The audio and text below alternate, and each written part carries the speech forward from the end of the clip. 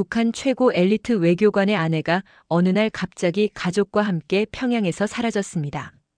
창광거리 고급 아파트에 살며 외화 상점을 자유롭게 이용하던 특권층 가족이었습니다. 남편이 유럽 출장 간 사이 89 시어머니와 두 자녀를 데리고 새벽 4시에 집을 나선 그들은 어디로 향했을까요? 과연 무엇이 이 가족을 목숨을 건 선택으로 내몰았을까요? 지금부터 그 이야기를 들려드리겠습니다. 구독과 좋아요, 알림 설정은 제가 이 길을 계속 걸어갈 힘이 됩니다. 그리고 여러분의 생각, 오늘 먹은 음식, 사시는 곳, 소소한 일상을 댓글로 남겨주세요. 하나하나 읽으며 행운을 모아 보내드리겠습니다. 영상 시작하겠습니다. 그 모든 것은 이렇게 시작되었습니다. 제 이름은 김영숙이라고 하겠습니다. 지금 나이로 58입니다. 북한에서 나올 때가 56이었으니까 벌써 남한에 온 지도 2년이 훌쩍 넘었네요. 여러분께 제 이야기를 들려드리려고 하니 가슴이 먹먹합니다. 제가 살았던 그 세월이 그리고 그 땅을 떠나온 일이 아직도 꿈만 같거든요. 2019년 그러니까 코로나라는 게 세상을 뒤덮기 바로 전해였습니다. 저는 평양 한복판 창광거리라고 하는 곳에 살았습니다. 우리나라로 치면 강남 같은 곳이라고 보시면 됩니다.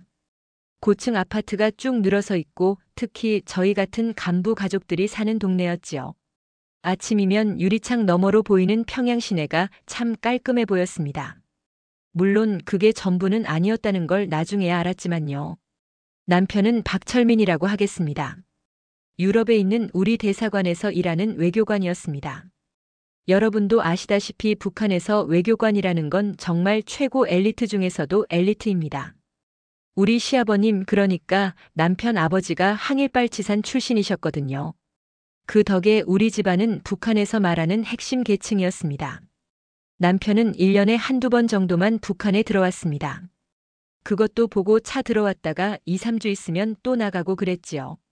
저는 외국문 출판사라는 곳에서 명목상 편집원으로 일했습니다. 뭐 사실 출근을 열심히 하는 건 아니었어요. 외교관 부인이라는 신분 자체가 특권이었으니까요. 그래도 한 달에 몇 번은 나가서 영어 문서 같은 걸 검토하고 그랬습니다. 김일성 종합대학에서 영문학을 전공했거든요. 그때만 해도 제가 이 나이에 영어 실력으로 남한에서 살게 될 줄은 꿈에도 몰랐지요. 아들 성훈이는 그때 32이었고 딸 지우는 29이었습니다. 성훈이는 군 복무를 하고 있었고 지우는 평양의과대학을 나와서 김만유병원에서 간호사로 일하고 있었습니다. 두 아이 모두 제 자랑이었지요.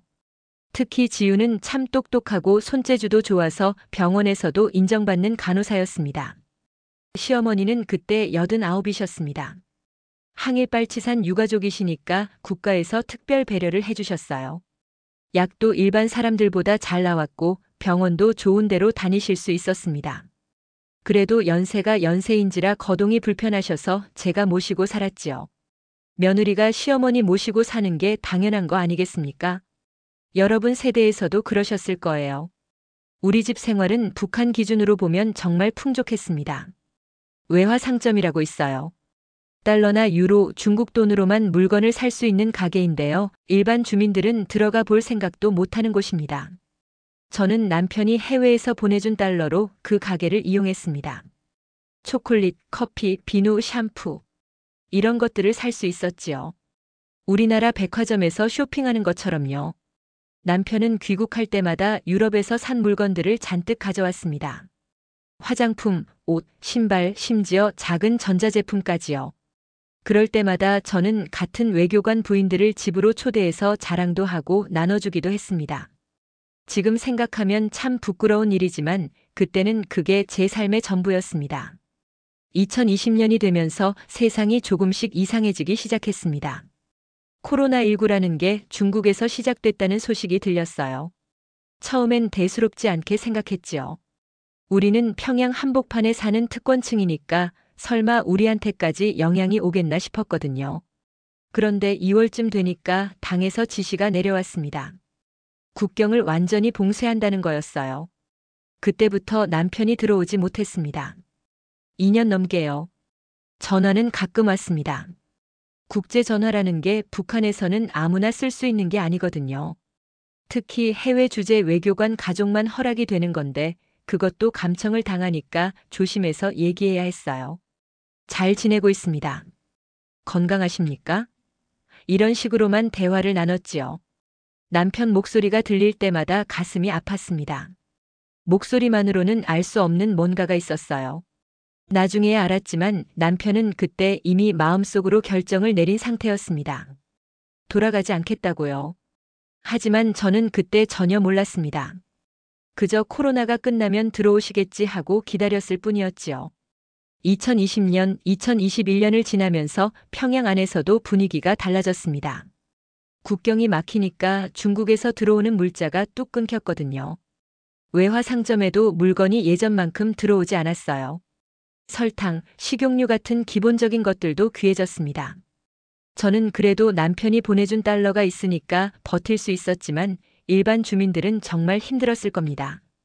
그리고 2021년 여름이었습니다. 제 인생에서 처음으로 체제를 의심하게 된 사건이 일어났어요. 군 복무 중이던 아들 성훈이가 쓰러진 겁니다. 영양실조였어요. 군대라는 곳이 원래 배급이 좀 딸리기는 한다지만 그래도 우리 같은 집안 아들이 영양실조로 쓰러지다니요. 병원에 입원했다는 소식을 듣고 달려갔을 때 아들 얼굴이 해골처럼 말라 있었습니다.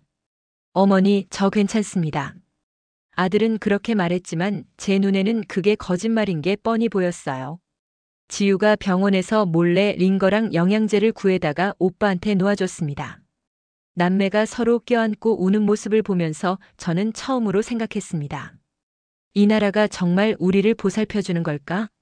항일빨치산 손자도 이런데 일반 병사들은 얼마나 굶주리고 있을까요? 그 생각을 하니까 가슴이 답답했습니다. 하지만 그런 생각을 입 밖에 낼 수는 없었어요. 북한에서는 체제를 의심하는 말을 하면 바로 정치범수용 소행이거든요. 가족까지 연좌제로 끌려갑니다.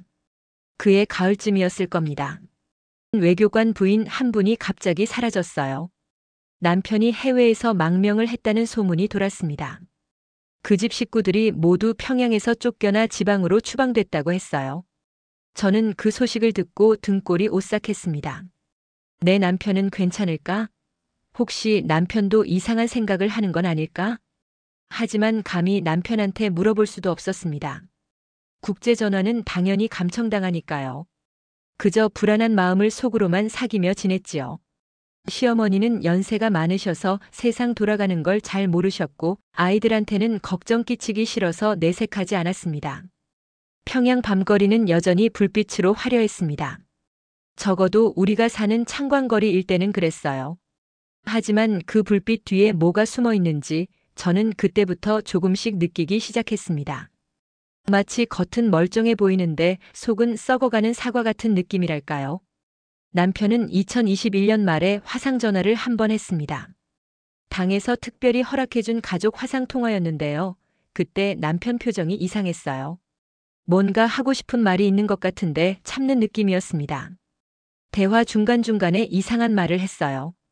영수가 봄에는 꽃이 핀다. 그걸 잊지 말아요.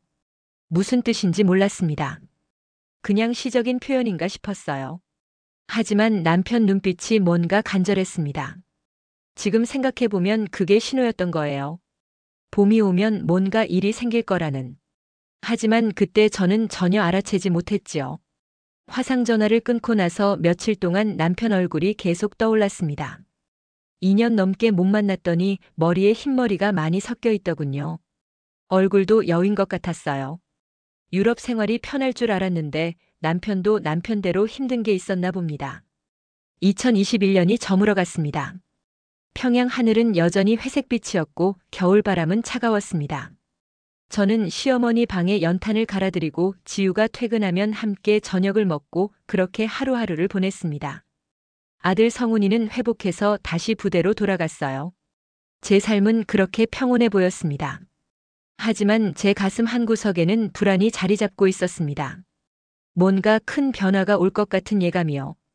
그게 뭔지는 몰랐지만 분명히 뭔가 다가오고 있었습니다. 마치 태풍이 오기 전 바다가 고요해지는 것처럼요. 그렇게 저의 평양 생활 마지막 겨울이 지나가고 있었습니다. 곧 봄이 올 것이었고 그 봄과 함께 제 인생에서 가장 큰 변화가 찾아올 줄은 꿈에도 몰랐습니다. 2020년 초 코로나19라는 전염병이 전 세계를 뒤덮기 시작했습니다. 여러분도 그때 얼마나 힘드셨습니까? 마스크 구하기 어렵고 사람들 만나기 조심스럽고 그랬지요. 북한도 마찬가지였습니다. 아니, 어쩌면 남한보다 훨씬 더 심했을지도 모릅니다. 2월 어느 날이었습니다. 아침 인민반 회의에 나갔더니 반장이 긴급 지시를 전달했어요. 인민반이라는 게 뭐냐면 우리로 치면 통반장 같은 건데요. 북한에서는 이게 주민들을 감시하고 통제하는 조직입니다. 20가구 정도가 한 인민반이 되는데 일주일에 한두 번씩 모여서 당의 지시를 듣고 생활을 보고해야 해요. 동무들 최고 존엄께서 국경을 완전히 봉쇄하라는 명령을 내리셨습니다. 중국에서 악성 전염병이 들어오고 있으니 우리 공화국을 지켜야 합니다. 반장의 말을 듣는 순간 제 머릿속에 남편 생각이 가장 먼저 떠올랐습니다. 국경을 봉쇄한다는 건 남편이 들어올 수 없다는 뜻이었거든요. 과연 그날 이후로 남편은 2년 넘게 북한 땅을 밟지 못했습니다. 처음 몇 달은 괜찮았습니다. 남편이 보내준 달러도 있었고 저희 같은 특권층은 배급도 다른 사람들보다 잘 나왔으니까요. 하지만 시간이 지날수록 평양 안에서도 물건 구하기가 어려워졌어요.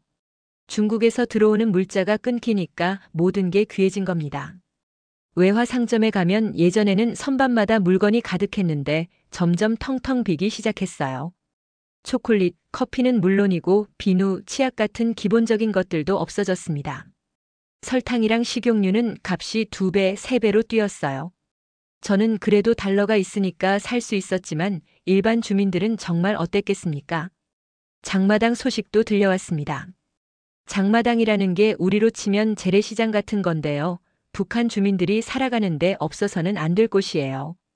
거기서 쌀, 옥수수, 채소, 옷가지 같은 걸 사고 팔거든요. 그런데 코로나 때문에 장마당도 통제가 심해졌다고 했습니다. 이틀에 한 번만 열고 사람 수도 제한하고 그랬대요. 그러니까 물가가 얼마나 올랐겠습니까?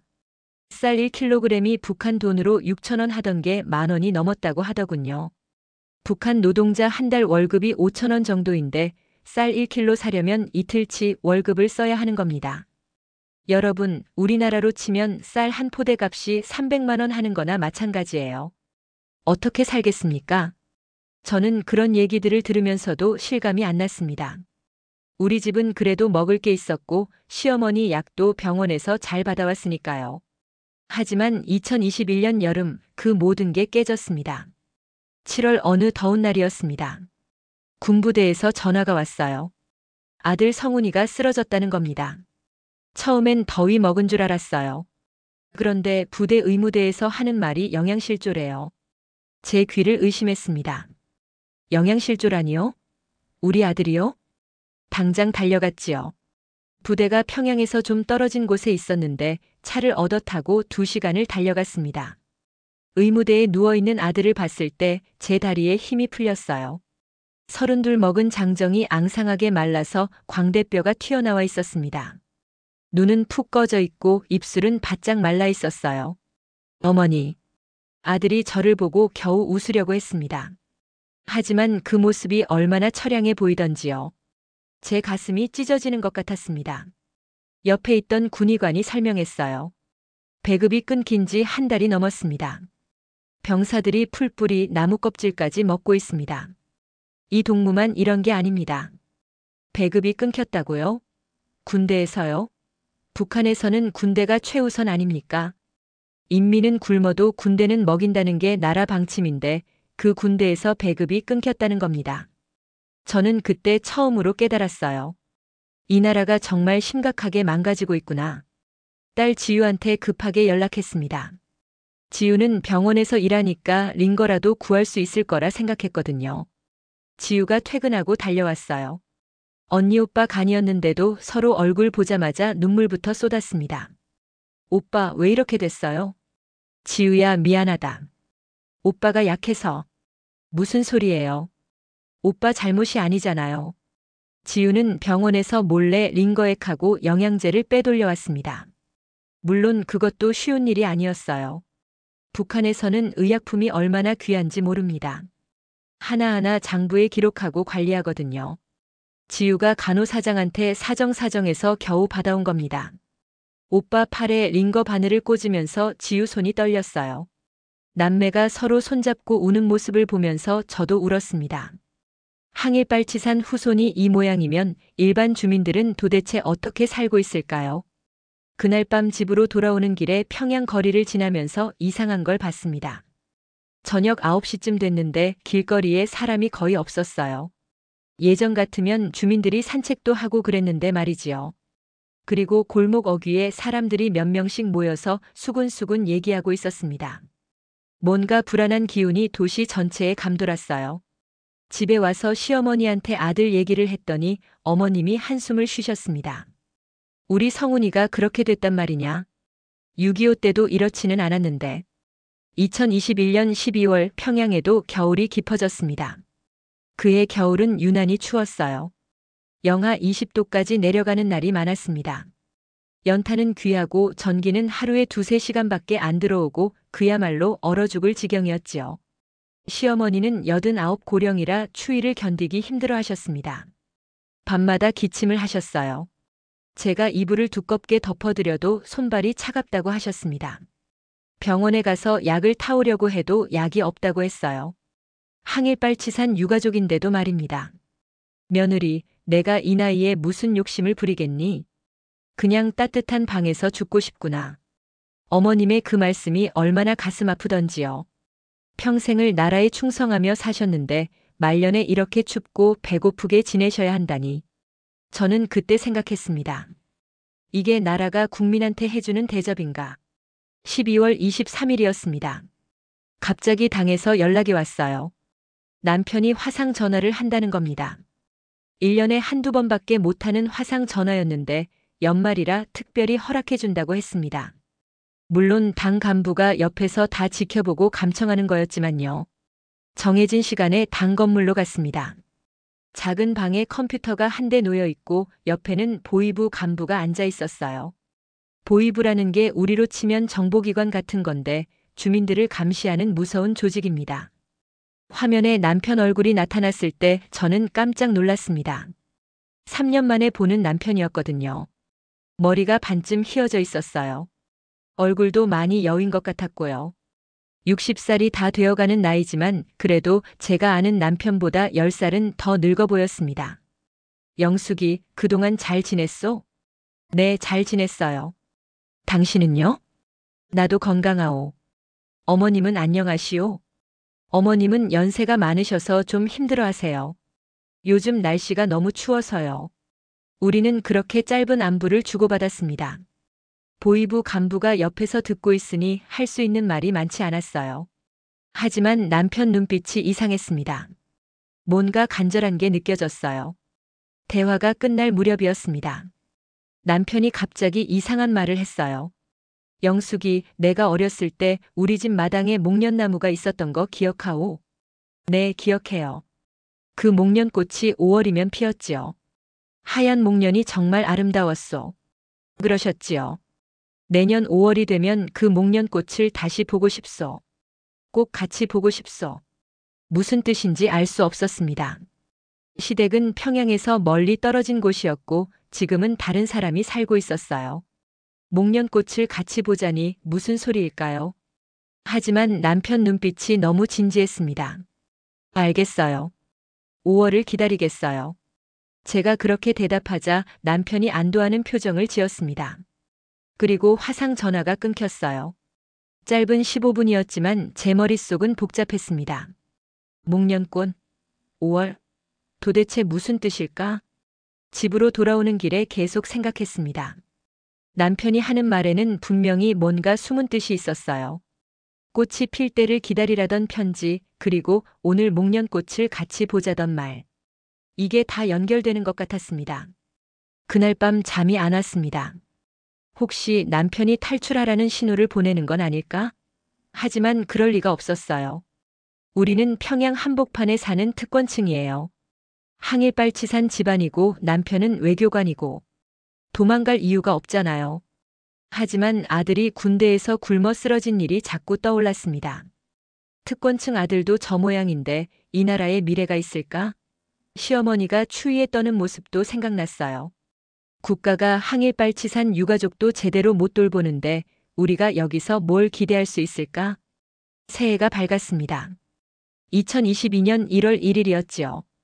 북한에서는 새해가 되면 김정은이 신년사를 발표합니다. 텔레비전으로 그걸 봤는데요. 자력갱생으로 사회주의 강국을 건설하자는 내용이었어요. 자력갱생이라니. 국경 닫고 외부 물자 안 들어오는데 우리 힘으로만 살라는 겁니다. 그 신년사를 보면서 절망감이 밀려왔습니다. 이 나라는 변할 생각이 없구나. 계속 이렇게 국민들 굶기고 가두고 감시하면서 살 거구나. 우리 아이들은 평생 이렇게 살아야 하는 거구나. 2월 초였습니다. 인민반 회의에서 또 충격적인 소식을 들었어요. 우리 아파트 단지에서 두 집이 한꺼번에 쫓겨났다는 겁니다. 남편들이 해외에서 연락이 끊겼대요. 망명한 게 확실하다는 거였습니다. 그중 한 분은 제가 아는 분이었어요. 리여사라고 저보다 3살 어린 분이었는데 굉장히 상냥하고 착한 분이셨습니다. 아이가 셋이나 있었거든요. 그 가족이 3일 만에 평양에서 쫓겨나 양강도로 추방됐다고 했습니다. 반장이 경고했습니다. 동무들, 요즘 해외 주재 외교관 가족들을 집중 감시하고 있습니다. 혹시 이상한 행동을 하는 사람이 있으면 즉시 보고하십시오. 그 말을 듣는 순간 등골이 오싹했습니다. 이제 저도 감시 대상이라는 뜻이었어요. 남편이 유럽에 있으니까요. 집으로 돌아오면서 뒤를 돌아봤어요. 누가 따라오는 것 같은 기분이 들었습니다. 그날 저녁 딸 지우가 퇴근하고 집에 왔을 때 조용히 물었습니다. 지우야, 너 혹시 엄마가 이상하게 보이니? 무슨 말씀이세요, 엄마? 요즘 해외 주재 외교관 가족들 감시가 심해졌다는데 우리도 조심해야 할 것 같아서. 지우가 제 손을 꼭 잡았습니다. 엄마 아빠는 절대 그런 분 아니에요. 걱정하지 마세요. 하지만 지우 목소리에도 불안이 묻어났어요. 우리 모두 걱정하고 있었던 겁니다. 남편이 정말 도망갈 생각을 하는 건 아닐까 하고요. 3월이 되었습니다. 평양에도 조금씩 봄 기운이 돌기 시작했어요. 눈이 녹고 바람이 조금 따뜻해졌습니다. 하지만 제 마음은 봄과는 거리가 멀었습니다. 불안과 두려움만 커져갔어요. 3월 15일 남편한테 이메일이 왔습니다. 북한에서 이메일을 자유롭게 쓸 수 있는 건 아니에요. 특별히 허가받은 사람만 쓸 수 있는데 외교관 가족은 허락이 됐거든요. 물론 보위부에서 다 검열합니다. 이메일을 열어보니 평범한 안부였습니다. 건강은 어떤지, 어머님은 잘 계신지, 아이들은 괜찮은지. 그런데 이메일 마지막 부분이 이상했어요. 영수가 어렸을 때 우리가 자주 가던 대동강 유원지 기억하오. 거기 벚꽃이 5월 중순이면 폈지요. 올해는 5월 15일쯤이면 만개할 것 같소. 그날 오후 3시쯤 산책이라도 하면 좋겠소. 5월 15일 오후 3시. 너무 구체적이었습니다. 이건 분명히 약속이었어요. 뭔가를 알려주는 신호. 하지만 뭘 어떻게 하라는 건지 알 수 없었습니다. 저는 그 이메일을 프린트해서 방에 숨겨뒀습니다. 계속 읽고 또 읽었어요. 혹시 숨은 뜻이 있나 찾아보려고요. 그런데 며칠 뒤 놀라운 일이 벌어졌습니다. 집 우편함에 편지 한 통이 들어있었어요. 발신인 이름이 없었습니다. 그냥 평양 어느 주소만 적혀 있었고요. 이상하다 싶어서 조심스럽게 열어봤습니다. 안에는 종이 한 장이 들어있었어요. 5바퀴 돌면 3개가 남습니다. 거기서 기다리세요. 무슨 암호 같았습니다. 5바퀴? 3개? 도대체 무슨 뜻일까요? 저는 밤새도록 고민했습니다. 그리고 문득 깨달았어요. 5월 15일에서 5바퀴, 그러니까 5일을 빼면 10일이 남습니다. 그럼 5월 10일? 아니야, 이건 날짜가 아니라. 잠깐 오후 3시에서 5를 빼면. 아니, 이것도 아니고. 머리가 복잡했습니다. 하지만 한 가지는 확실했어요. 남편이 뭔가 계획을 세우고 있다는 것. 그리고 그게 5월 중순쯤 실행된다는 것. 4월이 되었습니다. 평양 거리에 개나리가 피기 시작했어요. 노란 꽃들이 담장을 넘어 피어났습니다. 예쁜 풍경이었지만 제 마음은 전혀 예쁘지 않았어요. 날마다 불안했습니다. 어느 날 밤 시어머니가 저를 부르셨습니다. 며느리, 나한테 할 말 없니? 무슨 말씀이세요, 어머님? 요즘 내 얼굴을 보면 뭔가 큰 걱정이 있는 것 같구나. 철민이가 무슨 일이라도 저질렀니? 89 평생을 사신 어머님은 다 아셨던 겁니다. 제가 뭔가 숨기고 있다는 걸요.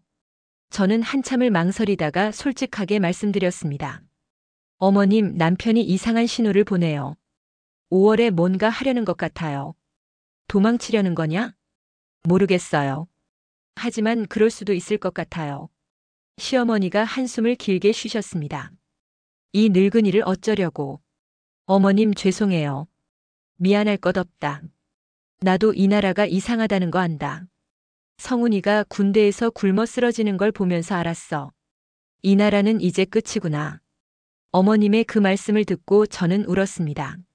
항일빨치산 부인이 평생을 이 나라에 충성하며 사신 분이 이 나라는 끝이라고 하시다니.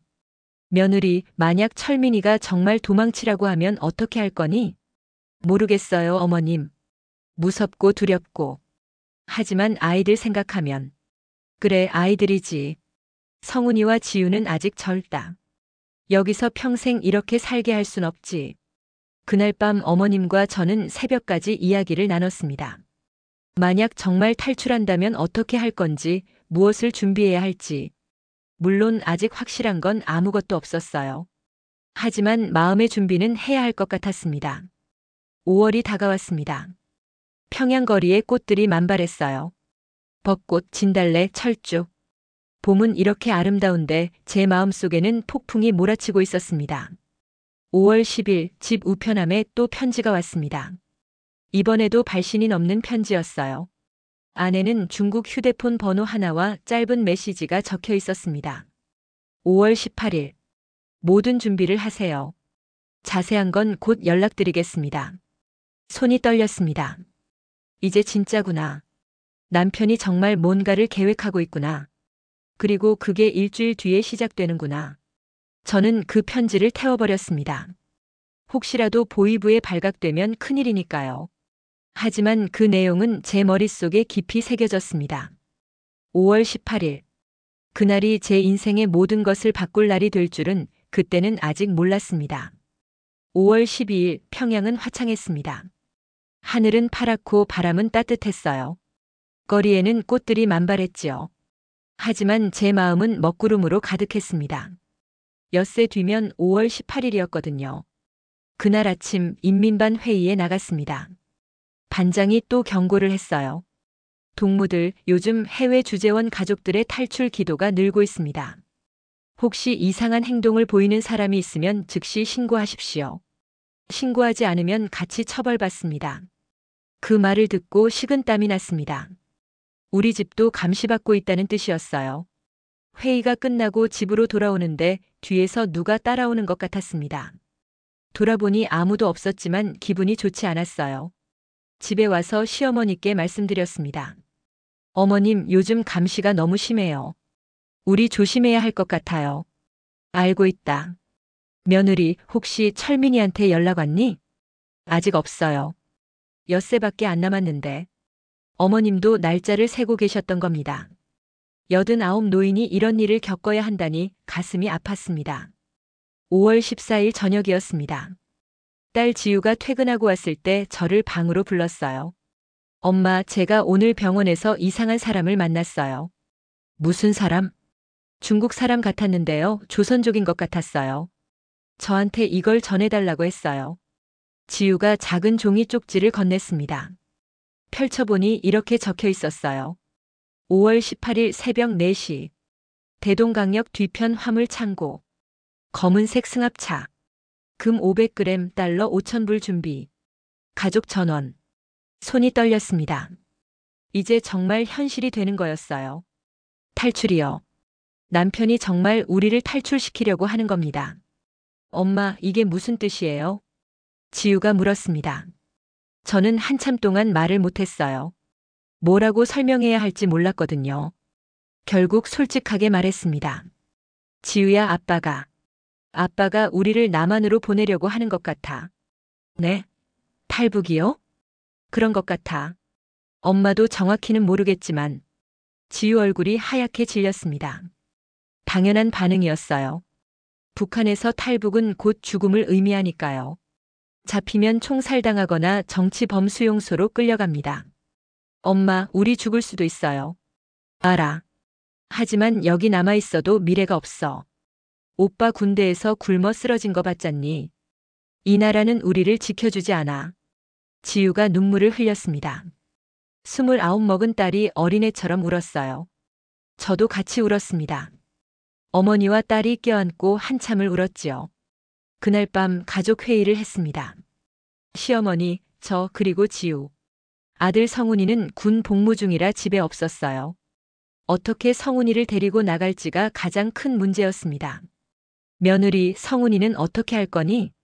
내일 부대에 연락해서 급한 일이 있다고 해서 외출을 시켜야 할 것 같아요. 외출이 쉽게 나올까? 항일빨치산 손자라고 하면 나올 겁니다. 시어머니 병환이 위중하다고 하면요. 시어머니가 쓸쓸하게 웃으셨습니다. 거짓말은 아니구나. 이 늙은이가 정말 병들었으니까. 어머님, 그런 말씀 마세요. 우리는 밤새도록 계획을 세웠습니다. 무엇을 챙겨갈지, 어떻게 움직일지, 만약 잡히면 어떻게 할지. 생각만 해도 무서웠지만 결정은 이미 내려진 거였어요. 5월 15일 저는 집안에 있는 금부치를 모았습니다. 결혼반지, 목걸이, 귀걸이, 금반지. 모두 합쳐서 500g쯤 됐어요. 남편이 해외에서 보내준 달러도 꺼냈습니다. 5,000불이 조금 넘었지요. 이걸 브로커에게 줘야 하는 겁니다. 그날 오후 성훈이 부대에 전화했습니다. 여보세요. 저는 박성훈 병사의 어머니입니다. 할머니께서 갑자기 위독하셔서요. 성훈이가 좀 나올 수 있을까요? 항일빨치산 유가족이시지요? 알겠습니다. 내일 아침 외출 허가 내겠습니다. 전화를 끊고 한숨을 쉬었습니다. 첫 번째 고비는 넘었어요. 이제 성훈이를 데리고 나가기만 하면 됐습니다. 5월 16일 성훈이가 집에 왔습니다. 군복을 입은 아들을 보니 눈물이 났어요. 이게 마지막 일 수도 있다는 생각이 들었거든요. 만약 탈출에 실패하면 우리 가족 모두 죽을 수도 있으니까요. 엄마, 할머니는 어디 편찮으세요? 성훈이가 물었습니다. 저는 방문을 닫고 아들을 앉혔어요. 그리고 조용히 말했습니다. 성훈아, 엄마가 할 말이 있어. 네, 엄마. 우리 북한을 떠나야 할 것 같아. 아빠가 계획을 세웠어. 성훈이 눈이 휘둥그레졌습니다. 탈북이요? 엄마, 그게 무슨. 조용히 해. 누가 들으면 안 돼. 저는 아들에게 모든 걸 설명했습니다. 남편의 신호, 브로커의 연락, 그리고 모레 새벽에 있을 탈출 계획까지요. 아들은 말없이 듣고 있었습니다. 엄마, 저는 군인이에요. 탈출하다 잡히면 저는 총살이에요. 알아. 하지만 여기 남아서 평생 굶으면서 살 순 없잖니. 군대에서 내가 쓰러진 거 엄마가 봤어. 그 모습 다시는 보고 싶지 않아. 성훈이가 한참 생각하더니 고개를 끄덕였습니다. 알겠어요, 엄마.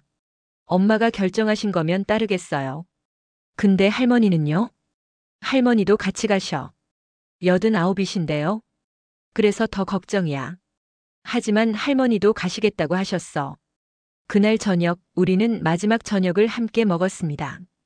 평범한 저녁이었어요. 옥수수밥에 김치, 된장찌개. 북한에서 먹던 평범한 음식이었지요. 하지만 그게 북한에서 먹는 마지막 식사가 될 거라는 생각을 하니 목이 메었습니다. 시어머니가 말씀하셨습니다. 내일이면 이 집을 떠나는구나. 네, 어머님. 평생을 이 땅에서 살았는데 이렇게 떠나게 되다니. 참 기구한 인생이구나. 어머님 죄송합니다. 미안할 것 없다. 내 손자들이 자유롭게 살 수 있다면 나야 뭐. 그 말씀을 듣고 우리 모두 울었습니다. 할머니, 엄마, 손자, 손녀. 네 식구가 식탁에 둘러앉아 울었어요. 밤이 깊었습니다. 저는 잠이 안 왔어요. 내일이면, 아니 정확히는 모레 새벽이면 우리 인생이 완전히 바뀔 겁니다. 성공하면 자유를 얻고 실패하면 죽음을 맞이하겠지요. 창밖을 봤습니다. 평양 야경이 보였어요. 멀리 주체 사상탑 불빛이 반짝였고 대동강이 달빛에 반짝였습니다. 평생을 살던 도시였어요. 이 도시를 떠난다는 게 실감이 안 났습니다. 지우가 방으로 들어왔습니다. 엄마 잠 안 자세요? 응, 잠이 안 와서. 저도요. 무섭고 떨려요. 지우가 제 옆에 앉았습니다. 모녀가 나란히 앉아서 밤하늘을 봤어요. 엄마, 남한은 어떤 곳일까요? 엄마도 몰라. 텔레비전에서 본 게 전부야. 하지만 여기보다는 나을 거야. 아빠를 다시 볼 수 있을까요? 그래야지. 아빠가 우리를 기다리고 있을 거야. 사실 저도 확신은 없었어요. 남편이 정말 중국에서 우리를 기다리고 있을까? 혹시 브로커가 우리를 속이는 건 아닐까? 온갖 불안한 생각이 들었지만 이제 되돌릴 수 없었습니다. 5월 17일 아침이 밝았습니다. 탈출 전날이었어요. 저는 평소처럼 행동했습니다.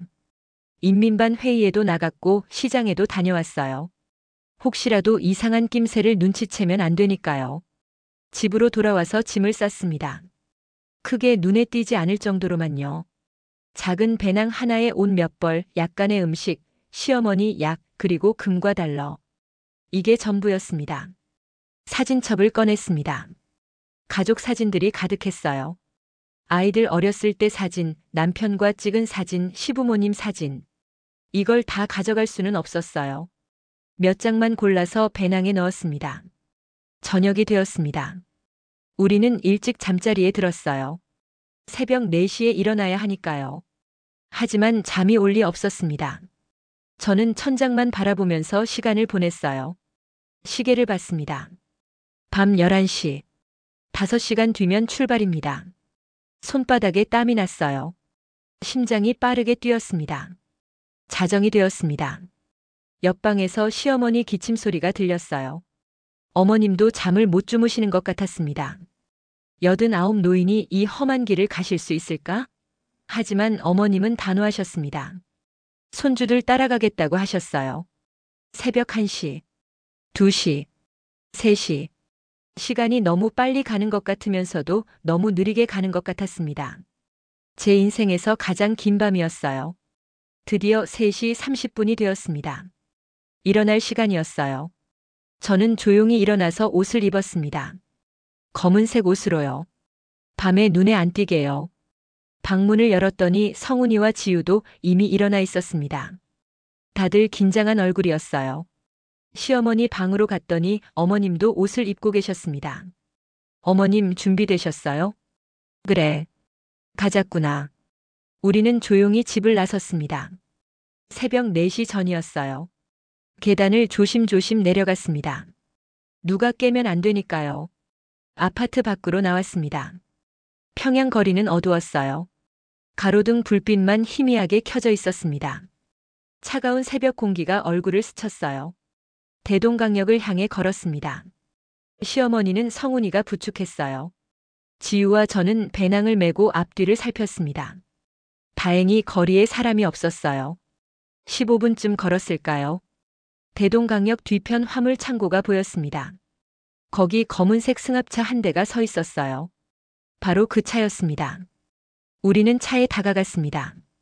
뒷문이 열렸어요. 안에서 남자 목소리가 들렸습니다. 빨리 타세요. 시간이 없습니다. 우리는 차에 올라탔습니다. 시어머니, 성훈, 지우 그리고 저. 문이 닫혔어요. 차가 출발했습니다. 그렇게 우리 가족의 탈출이 시작되었습니다. 평양을 떠나는 차 안에서 저는 뒤를 돌아봤어요. 평생을 살던 도시가 점점 멀어지고 있었습니다. 돌이킬 수 없는 길이었습니다. 이제 앞으로만 갈 수 있었어요. 살아남거나 죽거나. 둘 중 하나였습니다. 검은색 승합차 안은 어둡고 좁았습니다. 우리 4식구와 운전사 그리고 안내원 1명. 모두 6명이 빽빽하게 앉아 있었어요. 차는 평양 외곽으로 달리고 있었습니다. 안내원이 조용히 말했습니다.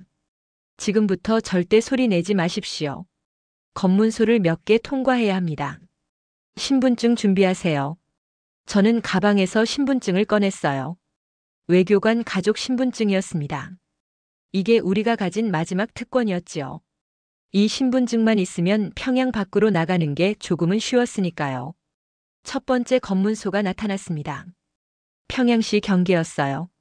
차가 멈췄고 보안원이 창문을 두드렸습니다. 신분증 검사합니다. 운전사가 창문을 내렸어요. 보안원이 손전등으로 차 안을 비췄습니다. 제 심장이 터질 것 같았어요. 옆에서 시어머니가 기침을 하셨습니다. 어디 가십니까? 신의주입니다. 할머니께서 편찮으셔서 친척집에 가는 길입니다. 운전사가 대답했어요. 보안원이 시어머니를 쳐다봤습니다. 어머님은 정말 아파 보이셨어요. 얼굴이 창백하고 기운이 없으셨거든요. 신분증 주세요. 우리는 신분증을 내밀었습니다. 보안원이 하나하나 확인했어요. 항일빨치산 유가족, 외교관 가족이라는 걸 보더니 태도가 조금 달라졌습니다. 통과하십시오. 차가 다시 출발했습니다. 검문소를 지나자 저는 숨을 크게 내쉬었어요. 첫 관문은 넘었습니다. 하지만 이게 시작이었습니다. 평양에서 신의주까지는 200km가 넘어요. 검문소도 여러 개 있고 중간중간 검열대도 있었습니다. 여러분, 우리나라로 치면 서울에서 대구까지 가는 거리인데 검문을 5번도 넘게 받아야 하는 겁니다. 해가 떠오르기 시작했습니다. 창밖으로 북한 시골 풍경이 보였어요. 논밭, 산, 작은 마을들. 평생 보던 풍경이었지만 이번이 마지막이라는 생각을 하니 다르게 보였습니다. 두 번째 검문소였습니다. 이번에는 보안원이 더 꼼꼼하게 검사했어요. 차 트렁크를 여십시오. 운전사가 내려서 트렁크를 열었습니다. 안에는 몇 개의 상자만 있었어요. 보안원이 상자를 열어보더니 고개를 끄덕였습니다. 신의주 가서 뭐 하십니까? 할머니 병문안입니다. 할머니 연세가 많으신데 이렇게 먼 길을 가십니까? 위험한 질문이었습니다. 자칫 의심받을 수 있었어요. 그때 성훈이가 나섰습니다. 저희 할머니께서 항일빨치산 부인이십니다. 신의주에 계신 친척분도 유공자이셔서 특별히 왕래가 허락됐습니다. 군복을 입은 성훈이가 당당하게 말하니까 보안원이 태도를 바꿨어요. 아, 그러십니까? 잘 다녀오십시오. 다시 통과했습니다. 성훈이가 기지를 발휘해준 덕분이었어요. 저는 아들 손을 꼭 잡았습니다. 오전 10시쯤 됐을까요? 차가 작은 마을에 멈췄어요. 안내원이 말했습니다. 여기서 점심 먹고 가겠습니다. 화장실도 다녀오세요. 앞으로 계속 가면 화장실 갈 기회가 없습니다. 우리는 차에서 내렸습니다. 작은 식당이었어요. 안내원이 미리 준비한 건지 주인이 우리를 안쪽 방으로 안내했습니다. 여기서 조용히 드세요. 밖에 나가지 마시고요. 옥수수밥과 된장국이 나왔습니다. 별로 맛있어 보이지 않았지만 배가 고팠어요. 우리는 말없이 밥을 먹었습니다. 시어머니가 밥을 거의 못 드셨어요. 입맛이 없으신 것 같았습니다. 어머님, 조금이라도 드세요. 힘내셔야죠. 며느리, 나는 괜찮다. 너희들이나 잘 먹어라. 지유가 할머니 옆에 앉아서 국을 떠서 드렸습니다. 할머니와 손녀가 그렇게 식사하는 모습을 보니 눈물이 날 것 같았어요. 밥을 먹고 다시 차에 올랐습니다. 이제 신의주까지 절반쯤 온 거였어요. 하지만 가장 위험한 구간이 남아 있었습니다. 오후 2시쯤 코로나 검역소를 만났습니다. 이건 예상 못한 일이었어요. 코로나 때문에 중간중간 검역소가 생긴 겁니다. 모두 내리십시오. 체온 측정하겠습니다. 우리는 차에서 내렸어요. 방호복을 입은 사람들이 우리 이마에 체온계를 갖다 댔습니다. 시어머니 차례가 됐을 때였어요. 이 할머니 열이 있습니다. 38도 5. 제 심장이 멎는 줄 알았습니다. 열이 있으면 격리당할 수도 있었어요. 그럼 탈출은 끝이었습니다. 할머니, 어디 아프십니까? 그냥 기침 좀 나와요. 늙어서 그래요. 시어머니가 대답하셨어요. 검역원이 의심스러운 표정을 지었습니다. 격리해야 할 것 같은데요. 그때 안내원이 나섰습니다. 검역원에게 뭔가를 건넸어요. 봉투 같았습니다. 아마도 돈이었겠지요. 이 할머니는 항일빨치산 부인이십니다. 그냥 보내주시지요. 검역원이 봉투를 받더니 고개를 끄덕였습니다. 알겠습니다. 통과하십시오. 북한에서는 이런 일이 흔합니다. 뇌물로 해결되는 거예요. 우리는 다시 차에 올랐어요. 오후 4시 드디어 신의주 시내에 들어왔습니다. 압록강이 보이기 시작했어요. 저 강 건너편이 중국이었습니다. 자유가 있는 땅이었지요. 차는 신의주 외곽의 어느 허름한 집에 멈췄습니다. 안내원이 말했습니다. 여기서 밤까지 기다리십시오. 밤 11시에 강을 건너겠습니다. 우리는 집 안으로 들어갔어요. 방 한 칸짜리 작은 집이었습니다. 주인은 없었고 우리만 있었어요. 창문 밖으로 압록강이 보였습니다. 강폭이 생각보다 넓어 보였어요. 5월이라 물이 많이 불어 있었습니다. 저걸 어떻게 건너간다는 걸까? 시어머니가 방바닥에 누우셨습니다. 기력이 많이 떨어지신 것 같았어요. 지우가 어머님 이마를 만져봤습니다. 할머니 열이 더 오르신 것 같아요. 괜찮다. 조금만 쉬면 돼. 하지만 괜찮아 보이지 않으셨어요.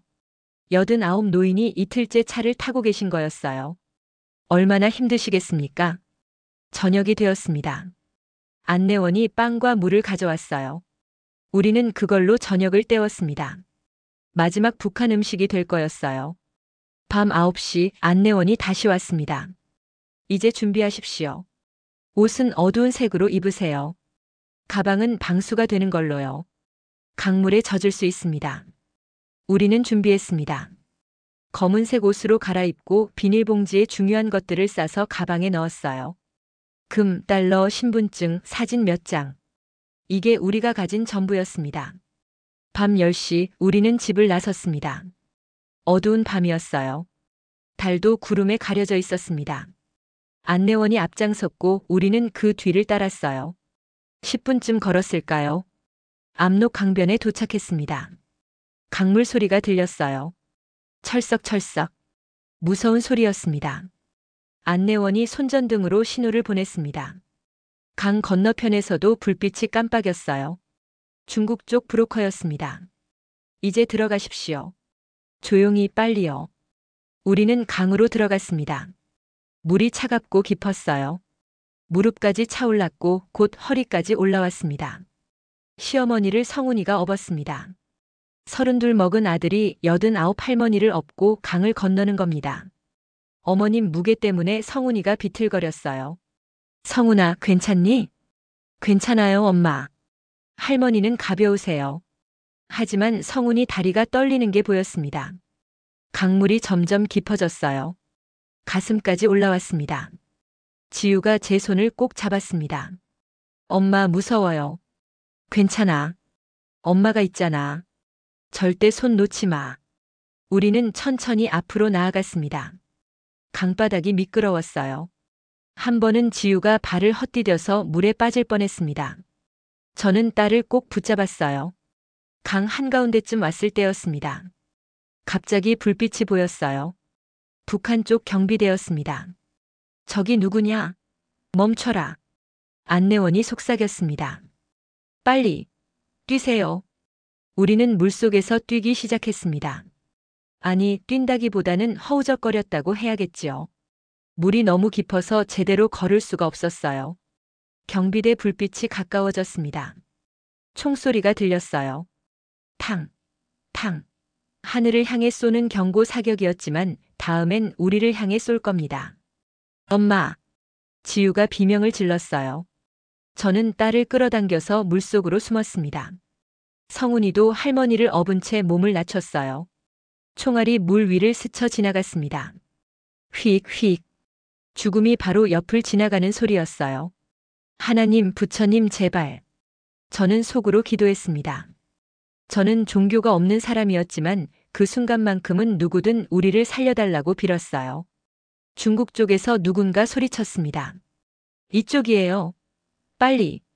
우리는 필사적으로 앞으로 나아갔습니다. 시어머니가 기침을 하셨어요. 물을 마신 것 같았습니다. 할머니, 괜찮으세요? 괜찮다. 계속 가거라. 드디어 강 건너편 땅이 손에 잡혔습니다. 중국 땅이었어요. 우리는 물에서 기어 올라왔습니다. 온몸이 물에 젖어서 무거웠어요. 중국 쪽 브로커들이 우리를 끌어당겼습니다. 빨리 오세요. 차가 저기 있어요. 우리는 비틀거리며 걸었습니다. 뒤에서 북한 경비대가 소리쳤어요. 멈춰라. 쏜다. 하지만 우리는 이미 중국 땅이었습니다. 북한 경비대는 국경을 넘어올 수 없었어요. 차에 올라탔습니다. 우리 네 식구 모두요. 살아 있었습니다. 기적이었어요. 차가 출발했습니다. 뒤를 돌아보니 압록강이 보였어요.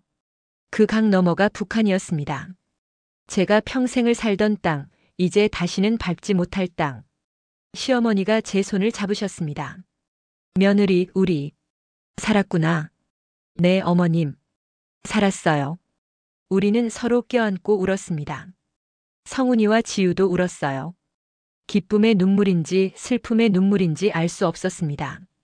아마 둘 다였겠지요. 차는 중국 땅을 달리고 있었습니다. 창밖으로 중국 마을 불빛이 보였어요. 북한과는 다른 세상이었습니다. 우리는 북한을 떠났습니다. 목숨을 걸고 모든 것을 버리고 떠났어요. 하지만 이게 끝이 아니었습니다. 진짜 여정은 이제부터 시작이었어요. 차는 1시간쯤 달렸습니다. 우리는 말이 없었어요. 온몸이 물에 젖어서 덜덜 떨렸습니다. 5월이라고 해도 밤 강물은 차가웠거든요. 시어머니는 성훈이 품에 안겨서 기침을 하셨어요.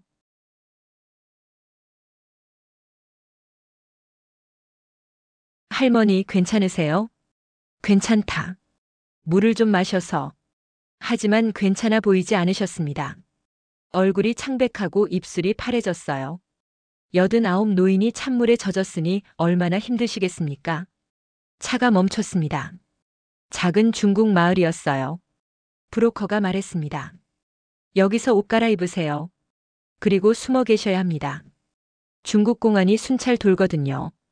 우리는 허름한 집으로 들어갔습니다. 조선족 집이었어요. 주인 아주머니가 우리를 맞았습니다. 어서 오세요. 힘드셨지요? 얼른 옷 갈아입으세요. 아주머니가 마른 옷을 주셨어요. 우리는 옷을 갈아입었습니다. 시어머니는 지우가 도와드렸어요. 따뜻한 물과 빵이 나왔습니다. 우리는 허겁지겁 먹었어요. 이틀 동안 제대로 못 먹었거든요.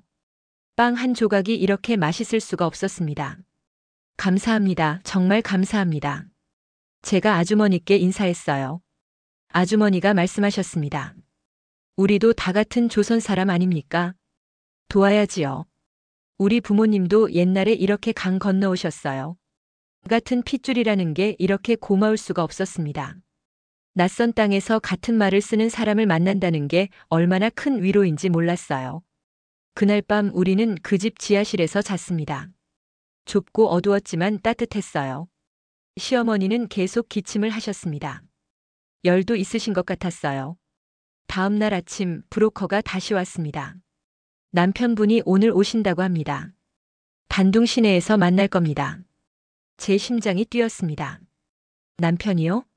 정말 남편을 만날 수 있다는 건가요? 3년 만에요. 정말입니까? 남편이 어디 있어요? 단둥에 이틀 전에 도착하셨답니다. 유럽에서 비행기 타고 오셨대요. 남편이 유럽에서 중국까지 왔다니. 정말 우리를 기다리고 있었던 겁니다. 저는 눈물이 났어요. 오후 2시쯤 우리는 다시 차에 올랐습니다. 단둥 시내로 가는 거였어요. 중국 공안에 잡히면 안 되니까 조심해야 했습니다. 단둥은 생각보다 큰 도시였어요. 고층 건물들이 많았고 차들이 많이 다녔습니다. 북한 시니주와는 완전히 다른 세상이었지요. 차가 어느 작은 식당 앞에 멈췄습니다. 조선족이 운영하는 식당이었어요. 여기서 기다리세요. 남편분이 곧 오실 겁니다.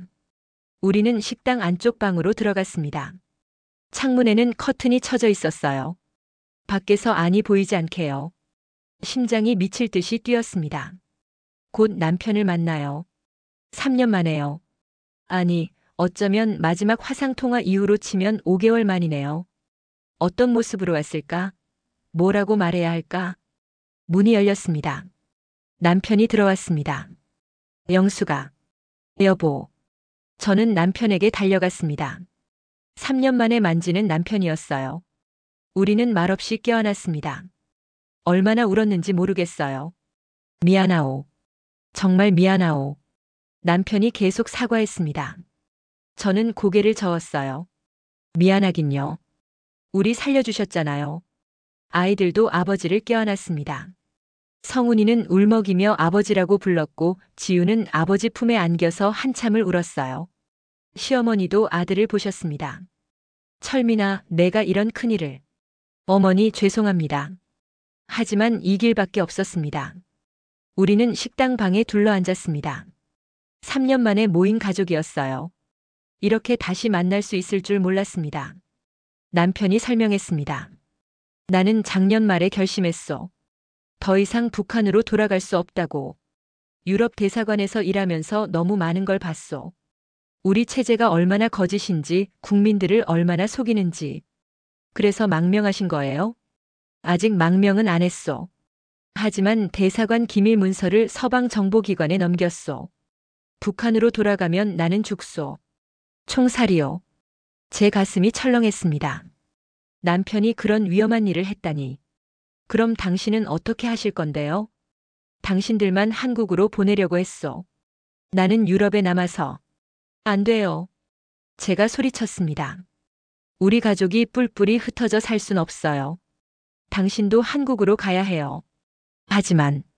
하지만은 무슨요? 성훈이 아버지 없이 어떻게 살겠어요? 지우도 그렇고요. 저는 혼자 늙으란 말이에요. 남편이 망설였습니다. 저는 남편 손을 꼭 잡았어요. 여보, 30년을 같이 살았잖아요. 이제 와서 헤어질 순 없어요. 우리 같이 가요. 한국으로요.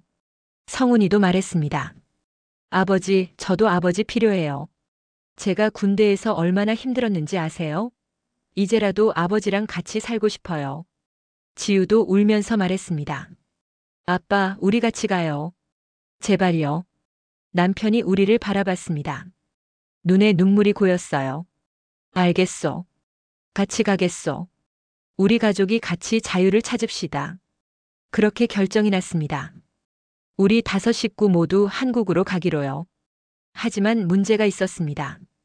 중국에서 한국까지 가는 게 쉽지 않았거든요. 직접 갈 수도 없고 브로커를 통해야 했어요. 남편이 브로커와 협상했습니다. 5명이 가려면 돈이 더 필요했어요. 1인당 10,000불이라고 했습니다. 5명이면 50,000불이었지요. 걱정 마시오. 내가 돈은 준비했소. 남편이 유럽에서 모아둔 돈이 있었답니다. 외교관으로 일하면서 모은 거였어요. 그걸로 브로커 비용을 댈 수 있었습니다.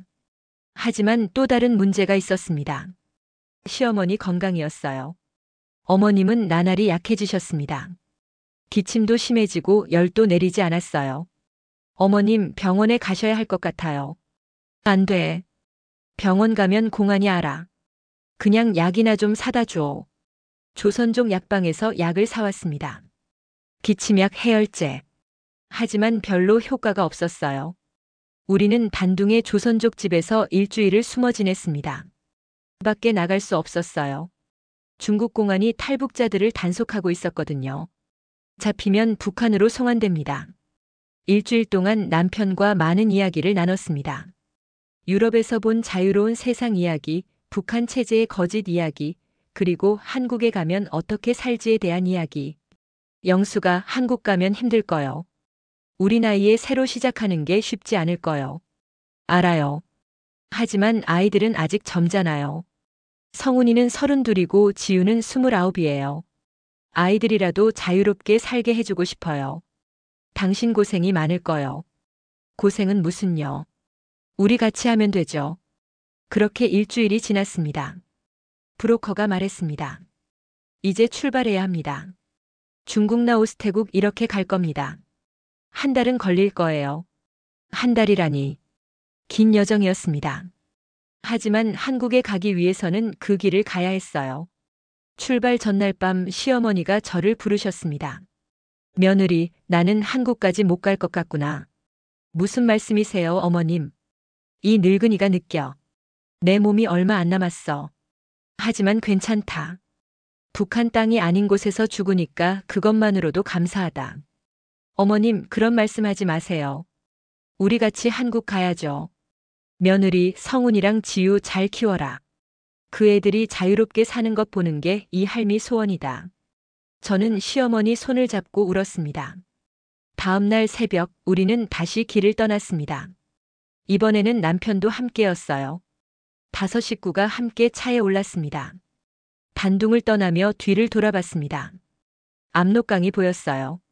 그 강 너머가 북한이었습니다. 제가 태어나고 자란 땅, 이제 영영 못 갈 땅. 하지만 후회는 없었습니다. 우리는 자유를 향해 가고 있었으니까요. 가족이 함께 새로운 시작을 하는 거였어요. 차는 남쪽으로 달렸습니다. 중국 대륙을 가로질러 한국을 향해서요. 길은 멀고 험했지만 우리에게는 희망이 있었습니다. 남편이 제 손을 잡았습니다. 영수가 미안하고 고맙소.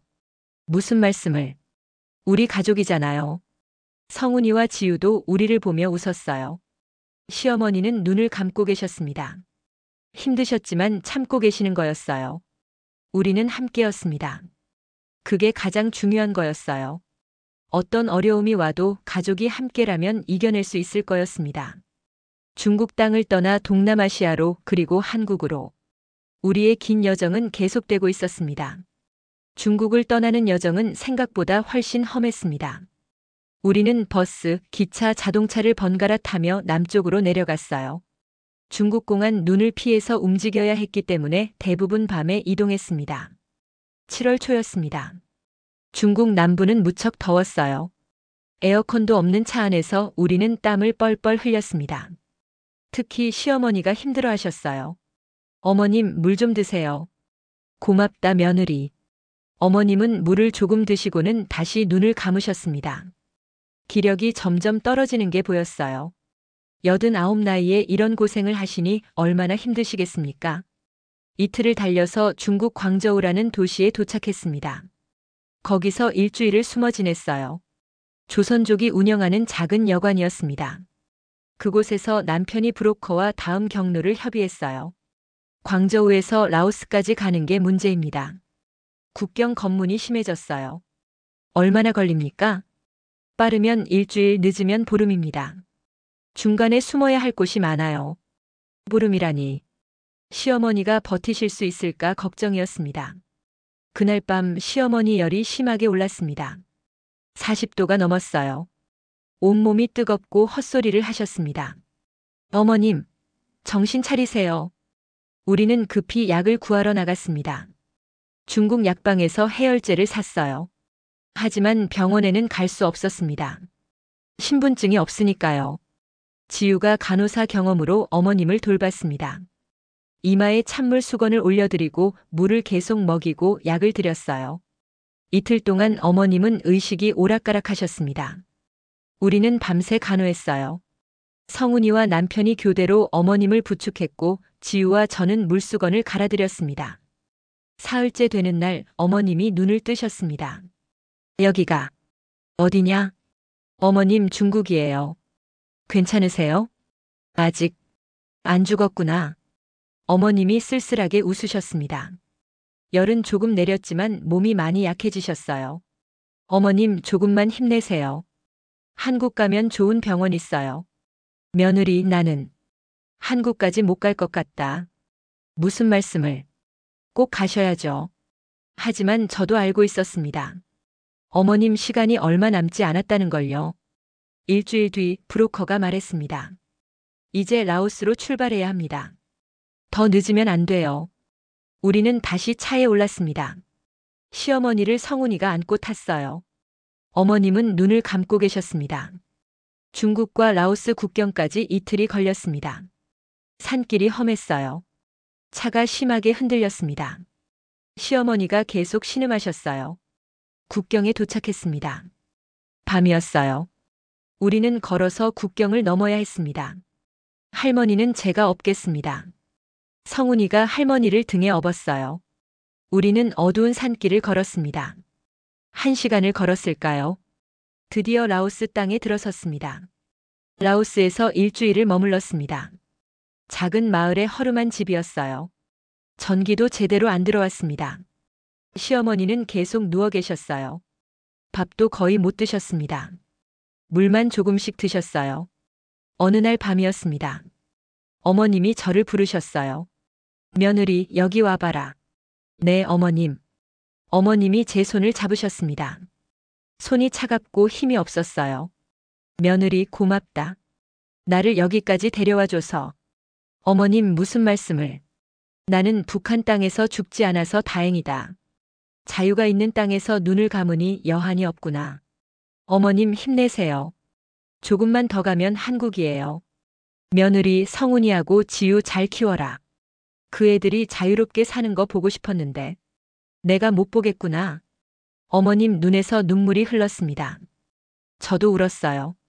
어머님, 제가 잘 키울게요. 걱정 마세요. 며느리, 진짜 고맙다. 30년 동안 잘 따라줘서. 그날 밤 시어머니는 평화롭게 눈을 감으셨습니다. 2022년 8월 3일 라오스의 작은 마을에서요. 우리는 울었습니다. 할머니, 어머니, 시어머니. 평생을 북한에서 사시다가 자유를 찾아 떠나는 손주들을 따라오셔서 이국 땅에서 돌아가셨습니다. 장례는 제대로 치를 수 없었습니다. 우리는 불법 체류자였으니까요. 조선족 목사님이 와서 간단히 기도를 해주셨어요. 하늘에 계신 하나님, 이 영혼을 받아주소서. 자유를 찾다가 이곳에서 숨을 거둔 이 할머니를 편히 쉬게 해주소서. 우리는 어머님을 그 마을 공동묘지에 묻었습니다. 비석도 제대로 세우지 못했어요. 나무 십자가만 하나 세웠습니다. 성훈이가 울면서 말했습니다. 할머니, 죄송해요. 제대로 모시지 못해서. 지우도 할머니 무덤 앞에서 한참을 울었어요. 남편이 말했습니다. 어머니, 한국 가면 꼭 다시 찾아뵙겠습니다. 편히 쉬십시오. 우리는 어머님을 그곳에 남겨두고 떠나야 했습니다. 가장 가슴 아픈 이별이었어요. 하지만 우리는 계속 가야 했습니다. 어머님이 바라셨던 대로 한국까지 가야 했어요. 8월 중순 우리는 라오스를 떠나 태국으로 향했습니다. 국경을 넘는 게 점점 어려워졌어요. 단속이 심해졌거든요. 밀입국 브로커들을 전전했습니다. 돈을 더 내야 했어요. 남편이 가져온 돈이 점점 떨어졌습니다. 영수가 돈이 얼마 안 남았소. 괜찮아요. 한국만 가면 되잖아요. 9월 초 드디어 태국 국경에 도착했습니다. 하지만 여기서 큰 문제가 생겼어요. 태국 이민국 단속이었습니다. 우리가 탄 버스가 검문소에 걸렸어요. 이민국 직원들이 버스에 올라와서 여권 검사를 했습니다. 여권 보여주세요. 우리는 여권이 없었습니다. 브로커가 급히 말했습니다. 이분들은 난민입니다. 한국 대사관으로 가는 중이에요. 여권 없으면 안 됩니다. 내리세요. 우리는 버스에서 끌려내렸습니다. 이민국 사무소로 끌려갔어요. 당신들 불법 입국입니다. 구금합니다. 우리는 구금시설에 갇혔습니다. 작은 방에 우리 넷이 함께 갇혔어요. 이제 어떻게 되는 거예요? 지우가 불안해했습니다. 괜찮아. 한국 대사관에 연락하면 돼. 남편이 이민국 직원에게 부탁했습니다. 한국 대사관에 연락 좀 해주십시오. 우리는 북한 탈북자입니다. 기다리십시오. 확인해 보겠습니다. 이틀을 기다렸습니다. 좁은 방에서 우리는 불안하게 시간을 보냈어요. 9월 5일 드디어 연락이 왔습니다. 한국 영사관에서 사람이 옵니다. 그날 오후 한국 영사관 직원이 왔습니다. 한국말을 하는 사람이었어요. 안녕하세요. 탈북자이신가요? 네, 맞습니다. 우리는 사정을 설명했습니다. 북한에서 탈출한 것, 중국을 거쳐온 것, 시어머니가 돌아가신 것까지요. 영사관 직원이 고개를 끄덕였습니다. 알겠습니다. 방콕 한국 대사관으로 모시겠습니다. 거기서 보호받으실 수 있습니다. 그 말을 듣는 순간 눈물이 났습니다. 드디어요. 드디어 한국 정부의 보호를 받을 수 있게 된 거예요. 9월 10일 우리는 이민국에서 풀려나 방콕으로 갔습니다. 한국 대사관 앞에 섰을 때 가슴이 벅차올랐어요. 대한민국 국기가 바람에 펄럭이고 있었습니다. 태극기였어요. 처음 보는 깃발이었지만 왠지 반가웠습니다. 우리는 대사관 문을 열고 들어갔습니다. 대한민국 국민입니다. 남편이 큰 소리로 외쳤어요. 직원들이 우리를 맞았습니다. 어서 오세요. 고생 많으셨습니다. 그 말 한마디에 우리는 모두 울었습니다. 5월 18일 평양을 떠난 지 거의 넉 달 만이었어요. 시어머니를 잃었고 온갖 고생을 다했지만 우리는 해냈습니다. 대사관에서 일주일을 머물렀습니다. 신원 확인 절차를 받았어요. 우리가 정말 북한 사람인지 간첩은 아닌지 확인하는 거였습니다. 남편은 외교관이었기 때문에 조사가 더 철저했습니다. 대사관 기밀을 넘긴 일도 확인했어요. 정보기관에 협조하신 걸로 확인됩니다. 한국에 가시면 도움이 될 겁니다. 9월 25일 드디어 비행기 표가 나왔습니다. 내일 인천행 비행기를 타실 수 있습니다. 한국으로 간다. 정말로 한국으로 가는 거다. 실감이 안 났습니다. 그날 밤 우리는 대사관 숙소에서 마지막 밤을 보냈어요. 내일이면 한국 땅을 밟습니다. 엄마, 한국은 어떤 곳일까요? 지우가 물었습니다. 엄마도 몰라. 하지만 자유로운 곳이래. 내가 하고 싶은 거 다 할 수 있는 곳. 간호사 일할 수 있을까요? 물론이지. 너 실력 있잖아. 성훈이도 말했습니다. 저는 공부하고 싶어요. 대학 가고 싶어요. 그래, 너도 갈 수 있어. 한국에서는 다 가능하대. 남편이 우리를 안았습니다. 고생 많았소, 여보. 당신 덕분에 우리 가족이 여기까지 왔소. 무슨 말씀을?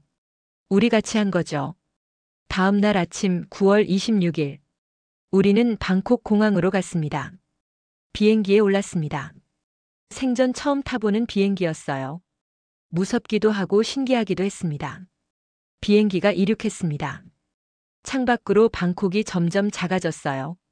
우리가 걸어온 길이 저 아래 어딘가에 있었습니다. 5시간을 날아갔습니다. 그리고 드디어 기장이 방송했습니다. 곧 인천국제공항에 도착하겠습니다. 한국이었습니다. 우리의 새로운 땅이었어요. 비행기가 착륙했습니다. 문이 열렸고 우리는 천천히 내렸습니다. 인천공항. 처음 보는 곳이었지만 왠지 집에 온 것 같았습니다. 대한민국에 오신 것을 환영합니다. 공항 직원이 우리를 맞았어요. 우리는 자유의 땅에 도착했습니다. 긴 여정의 끝이었고 새로운 시작이었습니다. 2022년 11월 첫째 주 우리는 하나원에 입소했습니다. 하나원이라는 곳은 탈북민들이 한국 사회에 적응하도록 도와주는 교육시설이에요. 경기도 안성에 있었습니다. 처음 하나원에 들어갔을 때 느낌을 뭐라 표현해야 할까요? 신기했습니다. 방마다 따뜻한 난방이 들어오고 물은 언제든지 나오고 전기는 24시간 켜져 있었어요. 북한에서는 상상도 못할 일이었지요. 첫날 밤 저는 잠을 못 잤습니다. 너무 조용해서요. 북한에서는 항상 긴장하며 살았거든요. 누가 감시하는 건 아닌지 보위부가 올까봐, 인민반장이 뭐라고 할까봐. 하지만 여기는 그런 게 없었어요. 자유였습니다. 하나원에서 석 달을 보냈습니다. 한국 사회에 대해 배웠어요. 은행 사용법, 지하철 타는 법, 병원 가는 법, 마트에서 장 보는 법. 북한 사람한테는 모든 게 새로웠습니다. 가장 놀라웠던 건 편의점이었어요. 24시간 문을 연다는 게 믿기지 않았습니다. 밤 12시에도 가서 물건을 살 수 있다니요. 처음 편의점에 갔을 때 저는 한참을 서 있었어요. 선반에 물건이 가득한 걸 보면서 눈물이 났습니다. 여보, 왜 우세요? 남편이 물었어요. 이게 다 진짜예요? 우리가 정말 원하는 걸 살 수 있어요? 그렇소. 여기는 자유니까. 저는 초콜릿 하나를 샀습니다. 북한에서는 외화 상점에서만 살 수 있던 귀한 거였는데 여기서는 1,000원이면 살 수 있었어요. 인터넷도 신기했습니다. 컴퓨터로 세상 모든 정보를 볼 수 있다니. 처음에는 무서웠어요. 북한 소식을 검색하다가 잡혀가는 건 아닌가 싶었거든요. 하지만 선생님이 말씀하셨습니다. 여기는 대한민국입니다. 뭘 검색하든 자유예요. 걱정하지 마세요. 저는 조심스럽게 북한 뉴스를 검색했습니다. 화면에 수많은 기사가 떴어요. 김정은 동향, 북한 경제, 주민 생활. 북한에서는 절대 볼 수 없던 정보들이었습니다. 유튜브라는 것도 배웠어요. 거기에는 북한 관련 영상이 수도 없이 많았습니다. 탈북민들이 직접 나와서 북한 실상을 이야기하는 영상도 있었어요. 저는 그 영상들을 보면서 울었습니다. 우리만 그렇게 산 게 아니었구나. 많은 사람들이 탈출했구나. 남편은 하나원에서 특별 조사를 받았습니다. 외교관 출신이었고 서방에 정보를 넘긴 사람이었으니까요. 국가정보원에서 나와서 면담을 여러 번 했어요. 협조해 주셔서 감사합니다. 대한민국 안보에 큰 도움이 됐습니다. 남편의 정보 덕분에 우리는 정착 지원을 더 받을 수 있었습니다. 집도 조금 더 좋은 곳으로 배정받았어요. 2023년 2월 우리는 하나원을 나와 경기도의 한 작은 도시에 정착했습니다. 아파트를 받았어요. 방 3개짜리였습니다. 크진 않았지만 우리 넷이 살기에는 충분했지요. 처음 아파트 열쇠를 받았을 때 느낌을 잊을 수 없습니다. 이게 우리 집이라니. 정부에서 빼앗아갈 수도 없고 누가 감시하지도 않는 우리만의 공간이라니. 집에 들어가서 창문을 열었습니다. 바깥 풍경이 보였어요. 아파트들, 자동차들, 사람들. 자유롭게 오가는 사람들을 보면서 생각했습니다. 여기서는 허락 없이 다른 도시에 갈 수도 있구나. 여행증 같은 것도 필요 없구나. 적응은 쉽지 않았습니다. 말투부터 달랐어요. 북한에서는 동무 당신 이렇게 말했는데 남한에서는 씨, 님 이렇게 부르더라고요. 처음엔 어색했습니다. 마트에 가는 것도 어려웠어요. 물건이 너무 많아서 뭘 사야 할지 몰랐습니다. 쌀만 해도 종류가 수십 가지더라고요. 북한에서는 쌀이 있으면 감사한 거였는데 여기서는 어느 쌀을 살지 고민해야 했어요. 어느 날 마트에서 한참을 헤매고 있는데 옆에 계시던 할머니 한 분이 말을 걸으셨습니다. 며느리 뭐 찾으세요? 아, 네. 쌀을 사려고 하는데 뭐가 좋은지 몰라서요. 북한에서 오셨어요? 네, 어떻게 아셨어요? 말씨가 좀 다르더라고요. 괜찮아요. 제가 알려드릴게요. 이 쌀이 맛있어요. 그 할머니가 친절하게 설명해 주셨어요. 그리고 김치 담그는 법, 반찬 만드는 법까지 알려주셨습니다. 참 고마웠어요. 남편은 정부 자문위원으로 일하기 시작했습니다. 북한 정보를 분석하는 일이었어요. 외교관 출신이니까 북한 내부 사정을 잘 알았거든요. 영수가 월급 나왔소. 남편이 통장을 보여줬어요. 300만 원이 찍혀 있었습니다. 이게 다 우리 돈이에요? 그렇소. 세금 떼고 남은 거요. 북한에서는 월급이라는 게 거의 의미가 없었어요. 액수도 적었고 그나마도 배급으로 나왔으니까요. 하지만 여기서는 일한 만큼 돈을 받고 그걸로 원하는 걸 살 수 있었습니다. 성훈이는 검정고시를 준비했습니다. 북한에서 고등중학교를 나왔지만 한국에서는 인정이 안 됐거든요. 처음에는 힘들어했어요. 엄마, 저 32인데 20살짜리들이랑 같이 공부해야 해요? 그래도 해야지. 대학 가려면. 성훈이는 열심히 공부했습니다. 밤늦게까지 책을 봤어요. 그리고 2023년 가을 검정고시에 합격했습니다. 엄마, 합격했어요.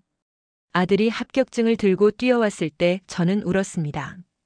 북한에서 굶어 쓰러졌던 아들이 이제 한국에서 대학을 갈 수 있게 된 거예요. 지우는 간호사 자격 인정 과정을 밟았습니다.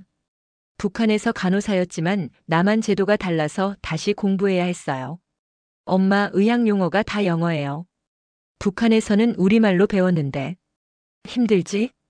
힘들지만 할 수 있어요. 한국 병원에서 일하고 싶거든요. 딸도 열심히 공부했습니다. 2023년 겨울 드디어 한국 간호사 자격증을 땄어요. 엄마, 이제 저 취업할 수 있어요. 모녀가 껴안고 울었습니다. 2024년 봄 성훈이가 대학에 합격했습니다. 서울의 한 대학교 사회학과였어요. 엄마, 저 대학생 됐어요. 그래, 잘했어. 할머니가 보셨으면 얼마나 좋아하셨을까. 성훈이 눈에 눈물이 맺혔습니다. 할머니, 보고 싶어요. 나도 보고 싶다. 어머님이 우리가 이렇게 잘 사는 거 보셨으면 얼마나 좋아하셨을까. 우리는 시어머니 생각을 자주 했습니다. 라오스 어딘가에 묻혀 계신 어머님. 언젠가 꼭 찾아뵙고 싶었어요. 한국으로 모셔오고 싶었습니다. 지우는 2024년 여름부터 병원에서 일하기 시작했습니다. 경기도의 한 종합병원 응급실이었어요. 엄마, 오늘 첫 출근이에요. 조심해서 다녀와. 우리 딸 멋있다. 딸이 간호사복을 입고 출근하는 모습을 보면서 저는 감개무량했습니다. 북한에서라면 평생 간호사로 일하면서도 굶주렸을 텐데 여기서는 당당하게 월급 받는 전문직이 됐어요. 저도 일을 시작했습니다. 탈북민 상담사 교육을 받고 하나원에서 새로 들어오는 탈북민들을 도왔어요. 저는 2022년에 탈북했습니다. 여러분 마음 다 알아요. 힘들지요? 하지만 조금만 참으면 새로운 삶이 시작됩니다. 제 이야기를 듣고 힘을 얻는 분들을 보면서 보람을 느꼈습니다. 제 경험이 누군가에게 도움이 되다니. 2024년 가을, 우리 가족은 처음으로 여행을 갔습니다. 제주도였어요. 비행기를 타고 갔지요. 제주도 바다를 보면서 저는 감탄했습니다. 여보, 이 바다 좀 봐요. 얼마나 아름다워요. 그러게 말이요. 이제 우리 원하는 곳은 어디든 갈 수 있어. 북한에서는 평양 밖으로 나가는 것도 여행증이 필요했어요. 다른 나라는 꿈도 못 꿨고요. 하지만 여기서는 자유롭게 여행할 수 있었습니다. 저녁에 가족끼리 모여 앉아 이야기를 나눴습니다. 엄마, 아빠, 우리 잘 살고 있죠? 지우가 물었어요. 그럼 잘 살고 있지. 할머니가 보셨으면 얼마나 좋아하셨을까. 할머니 덕분이에요. 할머니가 우리 따라와 주셔서 여기까지 올 수 있었어요. 우리는 잠시 묵념했습니다. 라오스에 계신 시어머니를 생각하면서요. 지금 생각해보면 꿈만 같습니다. 2022년 5월 평양을 떠난 게 엊그제 같은데 벌써 2년 반이 지났어요. 그동안 참 많은 일이 있었습니다. 시어머니를 잃었고 죽을 고비를 여러 번 넘겼고 낯선 땅에서 새로 시작했습니다. 쉽지 않았어요. 지금도 가끔 힘들 때가 있습니다. 한국 말투가 익숙하지 않아서 사람들이 쳐다볼 때, 마트에서 물건값을 잘못 계산할 때, 스마트폰을 잘못 써서 답답할 때. 그럴 때면 내가 왜 여기 왔나 싶기도 해요. 하지만 그래도 후회는 없습니다. 여기는 자유니까요. 아무도 저를 감시하지 않고 제가 하고 싶은 말을 할 수 있고 제가 원하는 걸 할 수 있는 곳이니까요. 무엇보다 아이들이 자유롭게 꿈을 꿀 수 있다는 게 감사합니다. 성훈이는 대학에서 사회학을 공부하면서 통일 문제를 연구하고 싶대요. 지우는 언젠가 북한에 의료봉사를 가고 싶대요. 북한에 남은 사람들 생각을 자주 합니다. 제 친구들, 이웃들, 인민반 사람들. 그들은 아직도 그곳에서 굶주리고 감시당하며 살고 있겠지요. 언젠가 통일이 되면 좋겠습니다. 북한 사람들도 자유를 누릴 수 있으면 좋겠어요. 시어머니가 그렇게 바라셨거든요. 며느리, 우리 살아생전에 통일을 볼 수 있을까? 모르겠어요, 어머님. 하지만 꼭 그렇게 됐으면 좋겠어요. 저는 이제 58입니다. 통일을 볼 수 있을지 모르겠어요. 하지만 우리 아이들 세대에는 꼭 통일이 됐으면 합니다. 그래서 성훈이나 지우가 평양을 자유롭게 방문할 수 있으면 좋겠어요. 그리고 언젠가 라오스에 계신 시어머니를 한국으로 모셔오고 싶습니다. 자유로운 땅, 민주주의 나라 대한민국에 모시고 싶어요. 이 이야기를 듣고 계신 여러분께 말씀드리고 싶습니다. 자유는 공짜가 아닙니다. 우리는 모든 걸 버리고 목숨을 걸고 이곳에 왔어요. 하지만 그만한 가치가 있었습니다. 제 자식들은 이제 자유 속에서 꿈을 이뤘습니다. 대학생이 되고 간호사가 됐어요. 북한에서는 상상도 못할 일이었지요. 여러분, 지금 누리고 계신 자유를 소중히 여기세요. 언제든 투표할 수 있고 말하고 싶은 걸 말할 수 있고 가고 싶은 곳에 갈 수 있다는 게 얼마나 큰 축복인지 아셨으면 합니다. 그리고 북한에 남은 우리 형제들을 잊지 말아주세요. 그들도 우리와 같은 사람들입니다. 자유를 원하고 행복하게 살고 싶어 하는 사람들이에요. 언젠가 통일이 되는 날, 우리가 평양 거리를 자유롭게 걸을 수 있는 날이 오기를 간절히 바랍니다. 감사합니다. 제 이야기를 들어주셔서 정말 고맙습니다. 오늘 이야기가 마음에 드셨다면 구독과 좋아요, 알림 설정 잊지 마세요. 여러분의 따뜻한 댓글은 저에게 정말 큰 힘이 됩니다.